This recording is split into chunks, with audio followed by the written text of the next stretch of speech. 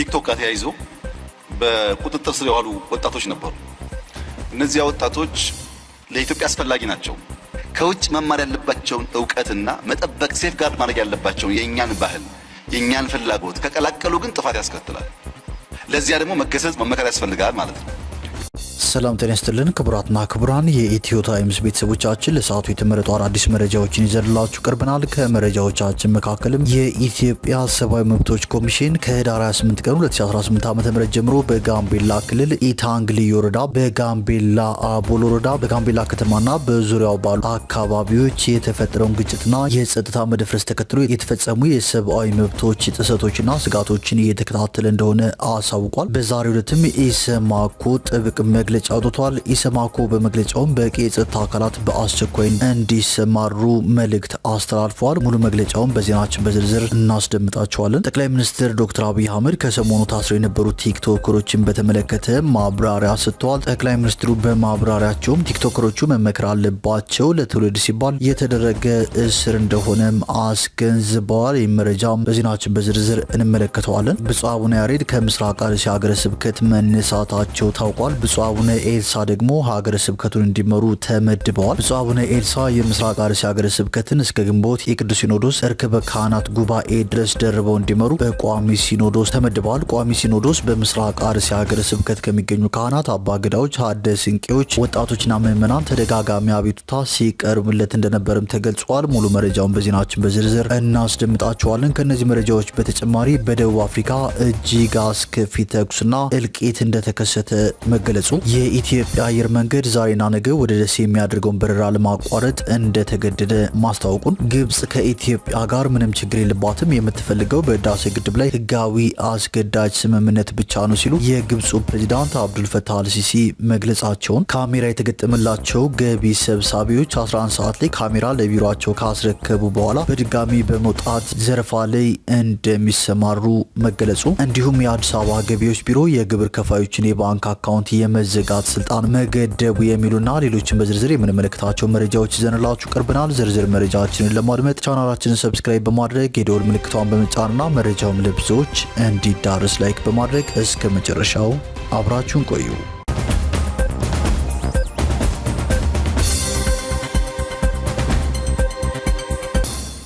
ወደ መጀመሪያው መረጃችን ስናልፍ የኢትዮጵያ ሰብአዊ መብቶች ኮሚሽን ከህዳር 28 ቀን 2018 ዓ.ም ጀምሮ በጋምቤላ ክልል ኢታንግ ልዩ ወረዳ፣ በጋምቤላ አቦል ወረዳ፣ በጋምቤላ ከተማና በዙሪያው ባሉ አካባቢዎች የተፈጠረውን ግጭትና የጸጥታ መደፍረስ ተከትሎ የተፈጸሙ የሰብአዊ መብቶች ጥሰቶችና ስጋቶችን እየተከታተለ እንደሆነ አሳውቋል። እስካሁን ባሰባሰበው መረጃም በጋምቤላ ከተማ የጋምቤላ ከተማ ፖሊስ ጽሕፈት ቤት አዛዥ የነበሩት ዋና ኢንስፔክተር ኡመድ ኡጁሉ መገደሉን ተከትሎ በከተማውና በአካባቢው ባሉ ወረዳዎችና ቀበሌዎች ግጭት ተፈጥሮ በተለያዩ አካባቢዎች የተኩስ ልውውጥ ሲካሄድ መቆየቱን ገልጿል። በዚህም ሳቢያ የሰዎች ህይወት መጥፋቱንና የአካል ጉዳት መድረሱን፣ የሰዎችና የመጓጓዣ አማራጮችን እንቅስቃሴ የሚገድብ የሰዓት እላፊ በክልሉ መንግስት መጣሉን፣ ባንኮችንና የመንግስት መስሪያ ቤቶችን ጨምሮ በርካታ አገልግሎት ሰጪ ተቋማት አገልግሎት ማቋረጣቸውን እንደተገነዘበ አመልክቷል። በክልሉ በተለያዩ አካባቢዎች የተፈጠረውን ግጭትና የሰላም መደፍረስ በፍጥነት በማስቆም በሰዎች በህይወት የመኖር የአካል ደህንነት፣ ከቦታ ቦታ የመዘዋወር፣ የንብረት፣ የስራ እንዲሁም ሌሎች ሰብአዊ መብቶች ላይ ተጨማሪ ጥሰቶች እንዳይደርሱ ለመከላከል በቂ የጸጥታ አካላት በአስቸኳይ እንዲሰማሩ እንዲደረግም የኢትዮጵያ ሰብአዊ መብቶች ኮሚሽን አሳስቧል። በክልሉ በተለያዩ ጊዜያት የሚፈጠሩ ግጭቶችን በዘላቂነት ለማስቆም ተጠያቂነትን ለማረጋገጥና ወደፊት ተመሳሳይ የሰብአዊ መብቶች ጥሰቶች እንዳይከሰቱ ለመከላከል የፌዴራልና የክልሉ መንግስታት ተገቢ እርምጃዎችን ሊወስዱ እንደሚገባም ተገልጿል። በአካባቢው ተሰሚነት ያላቸው የአገር ሽማግሌዎችን እንዲሁም የሃይማኖትና የማህበረሰብ መሪዎችን በማሳተፍ ውይይቶችና እርቆች እንዲካሄዱ እንዲሁም ከአጋር ድርጅቶችና ባለድርሻዎች ጋር በትብብር በመስራት ጉዳት የደረሰባቸው ሰዎች ተገቢውን ሕክምናና ካሳ እንዲያገኙ እንዲሁም እንዲቋቋሙ ማድረግ ይገባል ሲልም ገልጿል። የኢትዮጵያ ሰብአዊ መብቶች ኮሚሽን በመጨረሻም በቂ የጸጥታ አካላት በጋምቤላ ክልል በአስቸኳይ እንዲሰማሩ ጥብቅ መልእክት አስተላልፈዋል።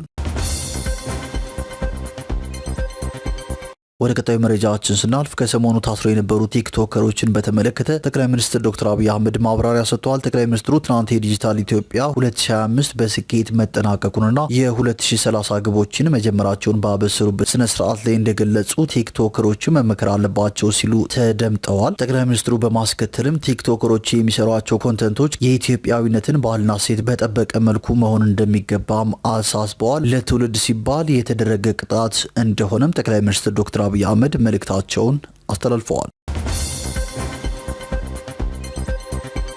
ወደ ቀጣዩ መረጃችን ስናልፍ ብፁዕ አቡነ ያሬድ ከምስራቅ አርሲ ሀገረ ስብከት መነሳታቸው ታውቋል። ብፁዕ አቡነ ኤልሳ ደግሞ ሀገረ ስብከቱን እንዲመሩ ተመድበዋል። ብፁዕ አቡነ ኤልሳ የምስራቅ አርሲ ሀገረ ስብከትን እስከ ግንቦት የቅዱስ ሲኖዶስ እርክበ ካህናት ጉባኤ ድረስ ደርበው እንዲመሩ በቋሚ ሲኖዶስ ተመድበዋል። ብፁዕ አቡነ ኤልሳ የሶማሌ ክልል ጅግጅጋ ሀገረ ስብከት ጳጳስ ከሚመሩት ሀገረ ስብከት በተጨማሪ የምስራቅ አርሲ ሀገረ ስብከትን እስከ ግንቦት 2018 ዓ.ም ድረስ የቅዱስ ሲኖዶስ እርክበ ካህናት ጉባኤ ድረስ ደርበው እየመሩ እንዲቆዩ ቋሚ ሲኖዶስ ተወስኖ በቅዱስ ፓትርያርኩ በተጻፈ ደብዳቤ ተመድበዋል። ቋሚ ሲኖዶስ በምስራቅ አርሲ ሀገረ ስብከት ከሚገኙ ካህናት፣ አባገዳዎች፣ አደ ስንቄዎች፣ ወጣቶችና ምዕመናን በተደጋጋሚ አቤቱታ ሲቀርብለት እንደነበርም ተገልጿል።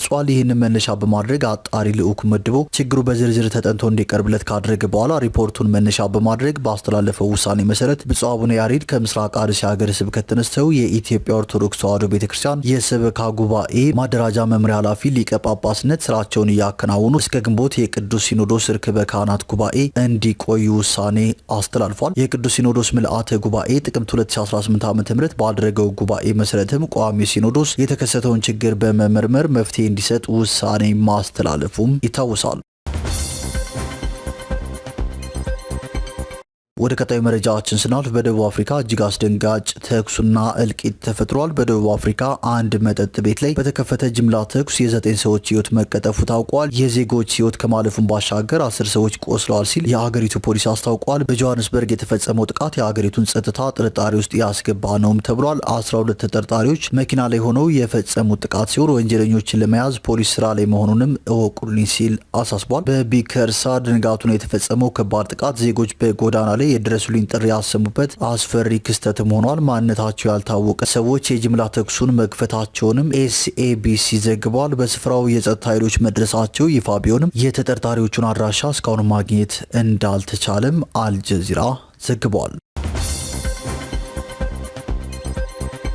ወደ ቀጣዩ መረጃችን ስናልፍ የኢትዮጵያ አየር መንገድ ዛሬና ነገው ወደ ደሴ የሚያደርገውን በረራ ለማቋረጥ እንደተገደደ ገልጿል። የኢትዮጵያ አየር መንገድ በአሁኑ ሰዓት በደሴና አካባቢዋ ባለው ለበረራ አመቺ ያልሆነ የአየር ጸባይ ምክንያት በዛሬውና በነገው ዕለት ወደ ከተማዋ የሚያደርገውን በረራ ለማቋረጥ እንደተገደደ አሳውቋል። አየር መንገዱ ከሜትሪዮሎጂ በሚደርሰው መረጃ መሰረት የአየር ጸባዩ እንደተስተካከለ በረራዎቹ ወደ መደበኛ አገልግሎታቸው የሚመለሱበትን ጊዜ እንደሚያሳውቅም ገልጿል። በአገልግሎቱ መቋረጥ ለሚፈጠረው መጉላላት ይቅርታ ጠይቋል።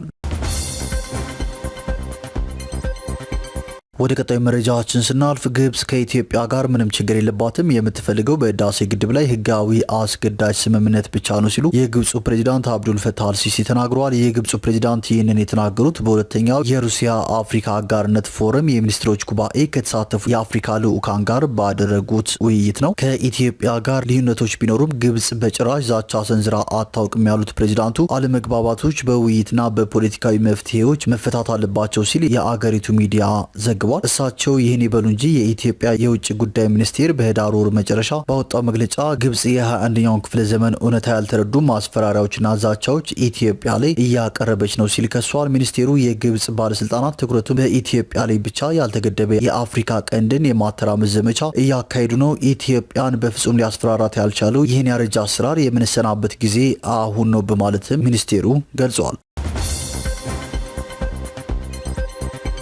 ወደ ቀጣዩ መረጃችን ስናልፍ ካሜራ የተገጠመላቸው ገቢ ሰብሳቢዎች 11 ሰዓት ላይ ካሜራ ለቢሮቸው ካስረከቡ በኋላ ድጋሚ በመውጣት ዘረፋ ላይ እየተሰማሩ መሆኑ ታውቋል ሲል መሰረት ሚዲያ ዘግቧል። በቪዲዮ የታገዘ የግብር አሰባሰብ ሂደት መጀመሩ ይፋ ከሆነ አንድ ወር እንኳን አልሞላውም። ይሁንና በዚህ ዙሪያ የሚቀርቡ አቤቱታዎች ካሁኑ በስፋት መስተዋል ጀምረዋል ሲል መሰረት ሚዲያ ጨምሮ ዘግቧል። ከግብር አሰባሰብ ጋር በተያያዘ ከህብረተሰቡ የሚነሱ ቅሬታዎችን ለመቅረፍ በሚል ተግባራዊ የተደረገው ቴክኖሎጂ ችግሩን እንደሚቀርፍ የአዲስ አበባ ገቢዎች ቢሮ የገለጸ ሲሆን በግብር ሰብሳቢ ባለሙያዎች ዩኒፎርም ላይ በመግጠም የድምጽና የቪዲዮ መልእክቶችን ለማዕከሉ ማድረስ የሚያስችል እንደሆነም ተነግሮ ነበር። ቢሮ በድፍረት ቴክኖሎጂው ሙሉ ለሙሉ ችግሩን ይቀርፋል ቢልም ገና ካሁኑ አንዳንድ ሰራተኞች የተለያዩ ዘዴዎችን መጠቀም እንደጀመሩ አረጋግጫለሁ ሲል መሰረት ሚዲያ ዘግቧል። ቀን ላይ ካሜራው ስለተገጠመባቸው ሕግን አክብረው የሚሰሩት ግብር ሰብሳቢዎቹ ነገር ግን ከ11 ሰዓት በኋላ ካሜራውን ቢሮአቸው አስረክበው በድጋሚ ለዘርፋን እንደሚሰማሩ ታውቋል ሲል በዘገባው አካቷል። ካሜራ ከመለሱ በኋላ ለምሳሌ የክፍለ ሀገር የጭነት መኪኖች የሚቆሙበት ጋር ይቀመጣሉ።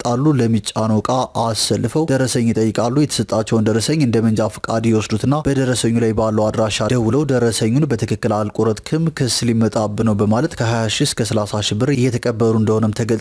ካልደወሉ ደግሞ በደረሰኙ አድራሻ መሰረት ሱቁ ድረስ እየመጡ ብር ተቀብለው ይሄዳሉ በማለት አንድ በመርካቶ በንግድ ሙያ ላይ የተሰማሩ ግለሰብ ለሚዲያችን አስረድተዋል ሲል መሰረት ሚዲያ ጨምሮ ዘግቧል። ነጋዴዎችን በገዛ ሀገራችን እንደሌላ ሀገር ዜጋ ሀገሩን ለቆ እንዲወጣ እንደተፈለገ ስደተኛ እየተቆጠር ነው በማለት መንግስት በአስቸኳይ ይህንን ካሜራ ከተመለሰ በኋላ የሚፈጸም አዲስ ውንብድና እንዲያስቆምላቸውም ጠይቀዋል። በሌላ መረጃ ደግሞ የአዲስ አበባ ገቢዎች ቢሮ የግብር ከፋዮችን የባንክ አካውንት የመዘጋት ስልጣን ገድቧል። የአዲስ አበባ ገቢዎች ቢሮ የቅርንጫፍ ጽህፈት ቤቶች ያለምንም የላቀ አመራር ፈቃድ የግብር ከፋዮችን የባንክ ሂሳብ አካውንት እንዳይዘጉ የሚከለክል አዲስ መመሪያ ማውጣቱን አስታውቋል። እርምጃው በዘፈቀደ የሚወሰዱ እርምጃዎችን ለመቀነስና የንግዱ ማህበረሰብ እንቅስቃሴ ለመጠበቅ የታለመ ነው ተብሏል። ካፒታል ጋዜጣ እንደዘገበው የቢሮ ኃላፊ አቶ ቢኒያም ምክሩ ከከፍተኛ ግብር ከፋዮች ጋር ባደረጉት የምክክር መድረክ ላይ እንደገለጹት ከዚህ ቀደም በኦዲተሮች የግል ውሳኔ ወይም በጥቃቅን የሂሳብ ሂደቶች ምክንያት አካውንቶች መታገዳቸው በንግዱ ማህበረሰብ ላይ ከፍተኛ